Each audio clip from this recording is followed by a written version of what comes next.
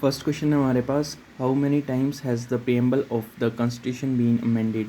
तो क्वेश्चन में पूछा है द प्रियम्बल है कॉन्स्टिट्यूशन का, उसे कितनी बार अमेंड किया गया है। तो हमारा जो कॉन्स्टिट्यूशन है उसे वन टाइम अमेंड किया गया था 1976 में, जिसमें कि 3 वर्ड एडिड किए गए थे विद जो कि वर्ड थे सोशलिस्ट, सेकुलर, इंटेग्रिटी, जो कि ऐड किए गए थे प्रियम्बल में by 42nd amendment act 1976. So option C, one time is correct. Which of the following term is not used in the preamble of the constitution?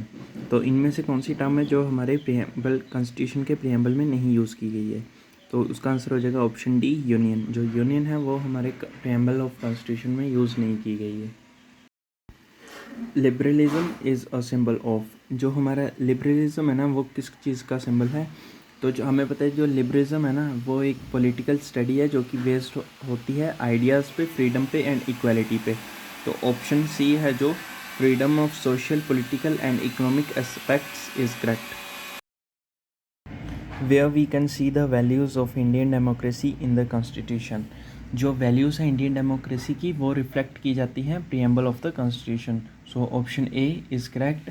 और जो हमारा प्रियम्बल है ये एज अ इंट्रोडक्टरी स्टेटमेंट है जो कि outline करता है guiding principles and objectives of the constitutions.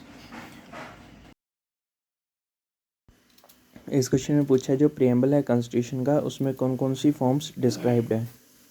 जो प्रियम्बल होता है वो एक वर्किंग मॉडल होता है, उसके बेसिस पे सारे काम होते हैं। एंड जो हमारा इंडिया का प्रियम्बल है उसमें वो सवर्जन है, सोशलिस्ट है, सेकुलर, डेमोक्रेटिक रिपब्लिक है। So option C is correct. Preamble to the constitution of India consist, जैसे कि हमें पता है जो प्रियम्बल होता है ना कॉन्स्टिट्यूशन का वो स्टेट या फिर कंट्री का नेचर डिसाइड करता है। तो इसका ऑप्शन डी है, सोवर्जन, socialist, secular and democratic Republic, ये करेक्ट है इसका answer. What is popular sovereignty.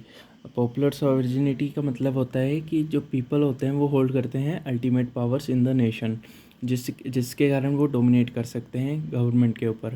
वो डोमिनेट कैसे कर सकते हैं क्योंकि उनके पास राइट होता है to participate in decision making, electing representatives and shaping the government's direction. Option A, domination of people, is correct for this question.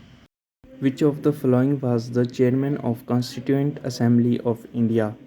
तो जो हमारी कॉन्स्टिट्यूएंट असेंबली थी इंडिया की उसके चेयरमैन कौन थे। तो उसके चेयरमैन थे doctor Rajendra Prasad, option A.